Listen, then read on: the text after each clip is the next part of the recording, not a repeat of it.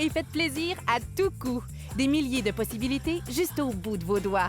Imaginez votre sœur se gâter pour son anniversaire dans sa boutique favorite. Votre belle-mère qui s'achète la paire de chaussures tant convoitée. Et votre fille qui se récompense pour sa graduation. Le centre commercial Rivière-du-Loup, votre référence magasinage pour tous vos cadeaux. Une autre bordée de neige s'abat sur nos régions. Des équipes de déneigement en ont plein les bras depuis le début janvier. Cette année, on n'a aucun repos.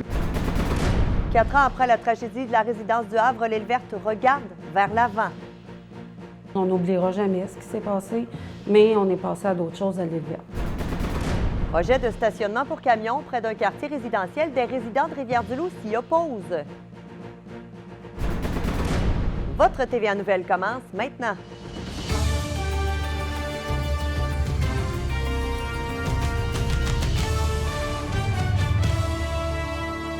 Bon début de soirée, mesdames et messieurs. L'Est du Québec et le Nouveau-Brunswick ont connu leur lot de cocktails météo ces derniers temps. L'hiver nous en a fait voir de toutes les couleurs jusqu'à maintenant.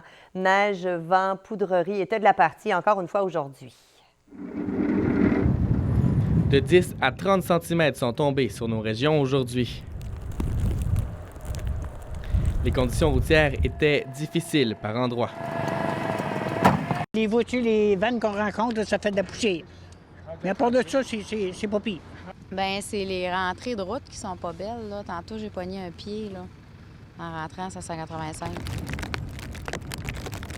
Quelques sorties de route sont survenues au Bas-Saint-Laurent et au Madawaska. On parle de conditions météo qui nuisent grandement au travail des camionneurs. Dans 16 heures de temps. Ils ont parlé de ça, mais là, on ne sait pas. Ces camionneurs sont coincés pour une durée indéterminée dans Charlevoix, puisqu'une interdiction de conduire pour les poids lourds est en vigueur sur la route 138. C'est vraiment bon, là, parce qu'à quelque part, là, c'est sécuritaire pour tout le monde, même les autos, tout. Fait que je me dis, regarde, on est ici, c'est en lieu sûr, ne dérange pas personne, c'est parfait. Conduire un camion dans de pareilles conditions n'est pas de tout repos. Wish people would actually turn on their headlights. Pour ce camionneur qui doit se rendre jusqu'aux États-Unis, ce qui est le plus dangereux sur nos routes selon lui, ce sont les automobilistes qui n'allument pas leurs phares afin de se faire voir dans la poudrerie. Une tempête de neige moins intense que la dernière, mais qui s'ajoute tout de même à tout ce qui est tombé depuis le début de l'hiver. La quatrième bordée de neige qu'on a de plus de 30 cm. Normalement, on a des épisodes de 15-20 cm, fait on est capable de prendre le dessus assez rapidement, puis il y a des périodes de répit entre chacune. Mais là, cette année, on n'a aucun repos. Thomas Godreau, Rivière-du-Loup.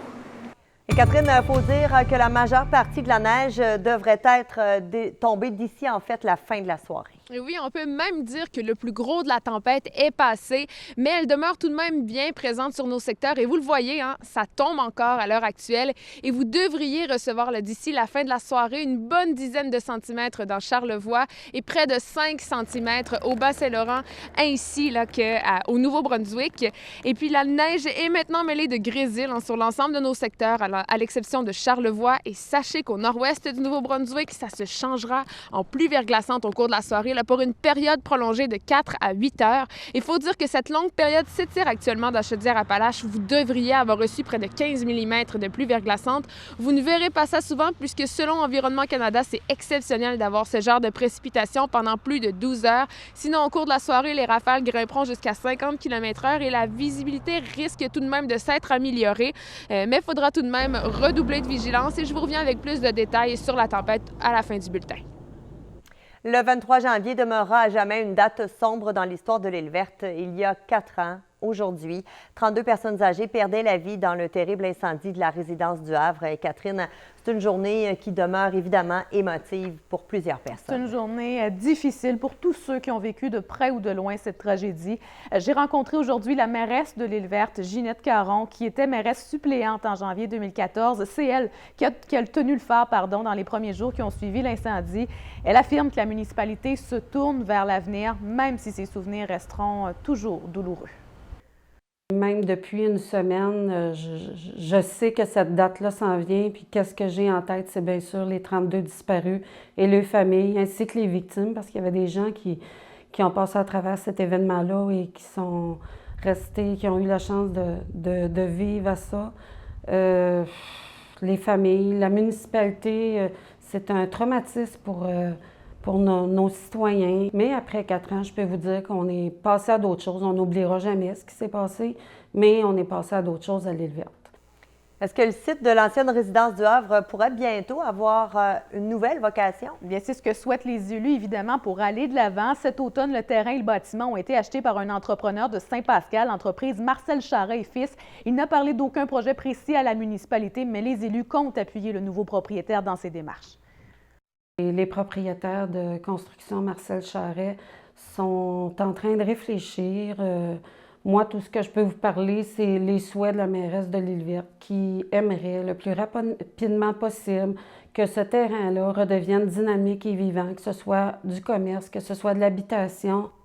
Donc, aucune activité de commémoration n'était prévue aujourd'hui. On se souvient qu'une marche ainsi qu'une cérémonie avait été organisée un an plus tard, en janvier 2015. La municipalité qui songe à souligner l'an prochain le 5e anniversaire de ce tragique incendie. Et je vous invite à vous rendre au cimt.ca pour visionner l'entrevue intégrale avec la mairesse de l'île verte. Merci, Catherine. Au revoir. Après avoir essuyé un premier refus l'année dernière, l'entreprise loup-parivoise Prelco revient à la charge avec son projet de stationnement pour camions sur le boulevard Cartier. Mais vous allez voir que les mesures d'atténuation proposées sont loin de convaincre les résidents du secteur.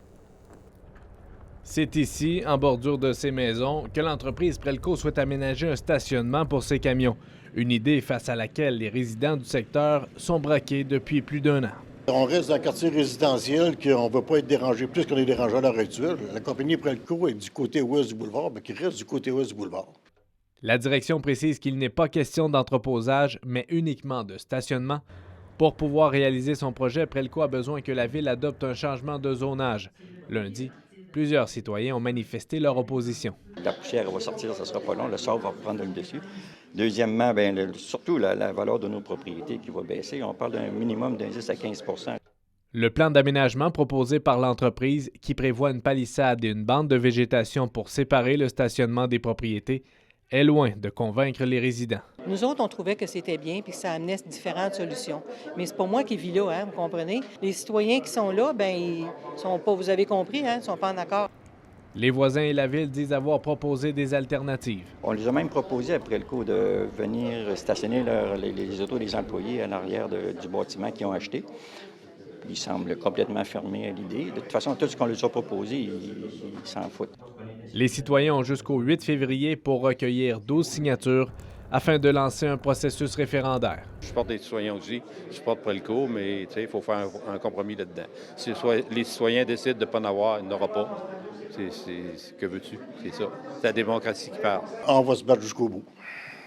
On va aller jusqu'au bout pour gagner notre point. La direction de Prelco préfère s'abstenir de commentaires à ce stade-ci. Jasmin Dumas, Rivière-du-Loup. Toujours à Rivière-du-Loup, le projet de parc maritime de la Pointe finira-t-il par se concrétiser? Le député ministre Jean Damour souhaite que les travaux débutent rapidement pour la partie terrestre. Toutefois, la mairesse Sylvie Vignier affirme qu'elle ne peut prendre une décision éclairée pour l'instant. La Ville a besoin d'explications concernant le financement accordé par Québec. Une rencontre est prévue prochainement avec la ministre du Tourisme, Julie Boulet, afin d'obtenir des réponses. On a demandé d'autres validations parce que vous savez, le 5 millions qu'on a reçu, c'est pour un projet de 15 millions. Là, on dit que c'est un projet de 10 millions. Un peu, là. Il faut revoir tout ça. Nous, on a l'argent des citoyens à gérer. Un jeune chercheur originaire de Claro, Nouveau-Brunswick, souhaite réaliser une étude sur le lien entre certains problèmes de santé et l'environnement au Madawaska. Marc Fraser recueille depuis quelques semaines les inquiétudes de la population grâce à un sondage en ligne. Jacob Cassidy. Mark Fraser se basera sur les préoccupations des gens du Madawaska pour entamer une recherche en éco-santé. La question va être formulée avec les réponses, mais aussi avec une consultation qui aurait lieu plus tard, donc c'est vraiment embryonnaire. Un questionnaire de quelques questions servira de base à ce projet ambitieux. Déjà, plus de 140 personnes ont exprimé leur opinion. Les grandes tendances semblent vraiment la qualité de l'air, la qualité de l'eau, donc ça, ce serait des enjeux environnementaux. Puis les effets qu'il pourrait avoir sur la santé au niveau pulmonaire, puis du cancer. Au fil de ces démarches, le post-doctorant ciblera un enjeu particulier qui sera au cœur de ses recherches.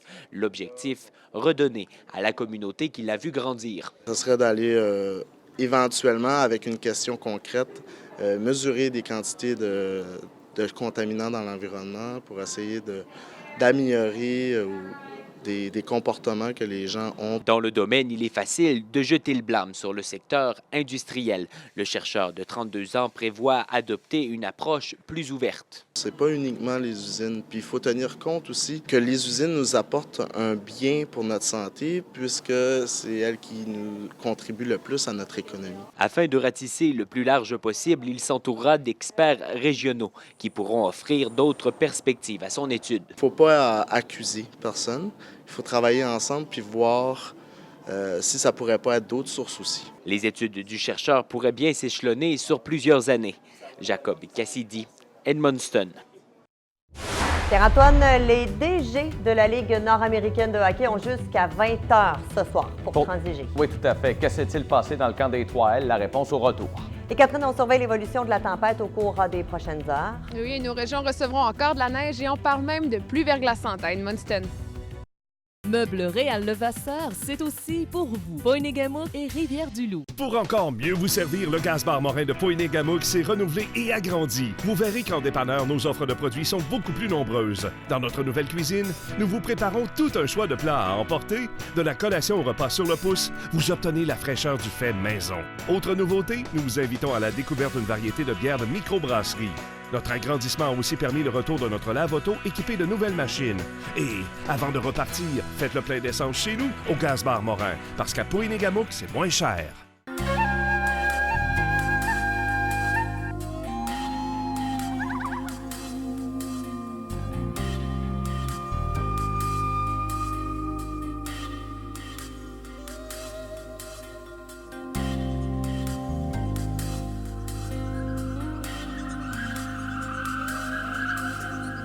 ProNature Edmundston.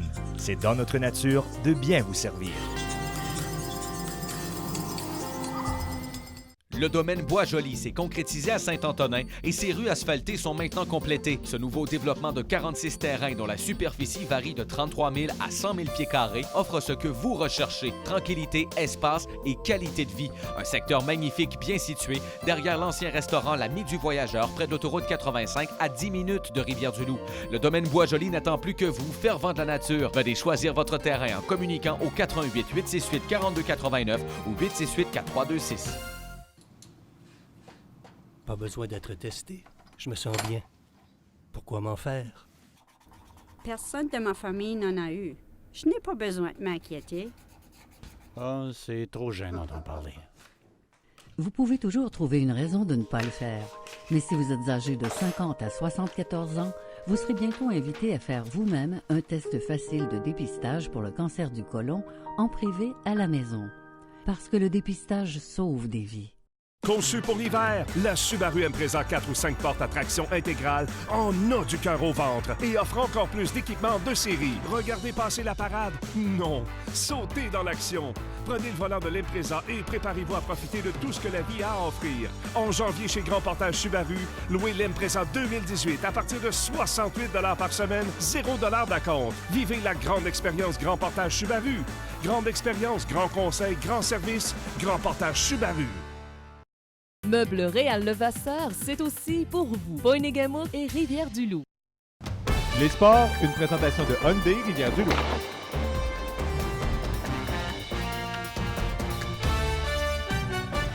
Alors, tout d'abord, on parle de la date limite des transactions. Pour le moment, du moins, c'est assez tranquille dans la Ligue nord-américaine de hockey. Effectivement, aucune annonce majeure aujourd'hui, quoique tout ça peut changer d'ici 20 h ce soir. Le joueur le plus convoité et susceptible de quitter son équipe au moment où on se parle, c'est l'attaquant des Éperviers de Sorel-Tracy, Marco Charpentier. Sachez que le directeur général des 3L, Carl Boucher, s'est informé du prix à payer pour Charpentier et que les 3L se sont officiellement retirés du dossier au moment où on se parlait. Comme Carl Boucher nous expliquait la semaine dernière, ce serait plutôt étonnant qu'un coup d'éclat ait lieu aujourd'hui. Les discussions se poursuivent. Il y a des équipes que des gars j'ai ciblés qui sont carrément pas disponibles, fait que là, on oublie ça. Tu as d'autres équipes que les seuls joueurs qui sont disponibles, c'est le défenseur 8, 9, 10. Bien là, rendu là, on n'a pas besoin non plus. Ça fait que c'est pour ça. Là. Je dirais qu'il nous reste des discussions avec environ 2-3 équipes, des discussions qui peuvent être un peu plus sérieuses. À suivre. Oui, tout à fait. Jusqu'à 20h ce soir et sur le site cimt.ca si jamais il se passait quelque chose de majeur. Et les gouverneurs, eux, pendant ce temps de la Ligue nord-américaine, se sont rencontrés hier soir du côté de Québec. Les propriétaires des 6 équipes qui ont réitéré d'ailleurs leur confiance envers le commissaire Richard Martel, lui et son adjoint Denis Leblanc qui travaillent sur le dossier d'expansion du circuit présentement. Ce qu'on sait, c'est qu'il y a 3 marchés potentiels sérieux qui pourraient accueillir une équipe de la Ligue nord-américaine de hockey. Par ailleurs, tant et aussi longtemps que la date de l'élection complémentaire n'est pas annoncée par le gouvernement fédéral, Richard Martel va conserver ses fonctions de commissaire. L'ancien entraîneur des Marquis de Jonquière, on se rappelle, a fait le saut en politique en décembre dernier comme candidat conservateur. Il y a une jeune équipe de hockey loup-porivoise qui a remporté les grands honneurs du tournoi national à Tombe-des-Jardins de Lévis en fin de semaine dernière. Le Bleu et Or 2B a battu une équipe de Lac-Etchemin en grande finale par la marque de 5-2 pour mettre la main sur le titre de champion. Et le parcours des loup-porivois a été particulièrement impressionnant. Ils ont été parfaits avec 7 victoires en autant de matchs et n'ont par ailleurs jamais tiré de l'arrière. Jusqu'à présent, on peut dire que 2018 sourit au Bleu et Or 2B qui, il y a 2 semaines, a terminé finaliste au tournoi de Matane. Hockey Midget 3A, faudra encore attendre avant de voir les Albatros du Collège Notre-Dame remporter un premier match en 2018. La troupe de l'entraîneur-chef Christian Caron qui a subi 2 autres revers en fin de semaine. Vendredi, les Oiseaux ont baissé pavillon 3-1 devant les Chevaliers de Lévis. Et puis dimanche, défaite de 4-1 contre les Estacades à Trois-Rivières. Les Albatros se sont inclinés lors de leurs 7 dernières rencontres. Et il ne reste que 6 matchs avant la fin de la saison régulière. Tout porte à croire que les Albatros vont terminer au 13e rang du classement général. Et situation plutôt inusitée dans le circuit régional de hockey. Vraiment inusité. C'est que les Cataractes de Grand-Sault pourraient bien écoper d'une sanction de la part de la Ligue en raison d'une décision impulsive survenue samedi dernier. Je vous explique. Les Cats affrontaient les Prédateurs du Témiscouata à Notre-Dame-du-Lac et la rencontre a pris fin alors qu'il restait encore 12 minutes et 15 secondes à la 3e période. Les Cats qui ont quitté la patinoire après avoir reçu une pénalité majeure. La Ligue prendra une décision officielle ce soir à savoir qu'est-ce qui se passera pour le reste de la saison. Autre dossier à suivre. Oui, tout à fait. Merci, Pierre-Antoine. Au revoir. La météo est une présentation de Fréchette Ford. Notre but ultime, surpasser vos attentes. Choisissez Ford à Montmagny. Alors, Catherine, cette tempête qui devrait se terminer demain en avant-midi. Oui, mais d'ici là, eh bien, les flocons continuent de tomber sur nos secteurs. On peut s'attendre à une accumulation totale de près de 30 cm dans Charlevoix, entre 15 et 25 cm pour le Bas-Saint-Laurent et entre 10 et 15 cm pour Edmundston et Chaudière-Appalaches. On parle de neige parfois forte et de grésil ce soir au KRTB et au Madawaska, où vous recevrez encore près de 5 cm. Pas de grésil au programme dans Charlevoix, mais une dizaine de centimètres de neige supplémentaire. Et les précipitations se changeront aussi en pluie verglaçante au nord-ouest du Nouveau-Brunswick plus tard en soirée pour une bonne partie de la nuit. Demain, la plupart des secteurs seront tirés d'affaire en début d'avant-midi. On parle de quelques flocons résiduels tout au plus. Vous pourriez avoir peut-être 1 ou 2 cm supplémentaires. Et côté température, on sera en période de transition. Donc, ça montera parfois au-dessus des normales entre moins 7 et moins 5 degrés. Et sachez que le froid va s'installer par la suite. Donc, à long terme, maximum de moins 15 à Rivière-du-Loup jeudi, jour où le soleil sera de retour et c'est jusqu'à vendredi. Dans Charlevoix, le mercure diminuera à moins 16 jeudi. On parle d'un ciel généralement ensoleillé jusqu'à samedi. Et c'est similaire pour Edmundston. Du beau temps jeudi et vendredi, mais des températures sous les normales de moins 13 et moins 11 degrés. Et d'ici là, eh bien, le mot d'ordre, c'est de redoubler de vigilance sur les routes, du moins jusqu'à demain. Merci beaucoup. Au revoir. Alors voilà, c'est complet. On vous souhaite de passer une excellente soirée sur nos ondes. On se retrouve demain pour d'autres nouvelles et consultez le cimt.ca pour vous tenir informés. Au revoir.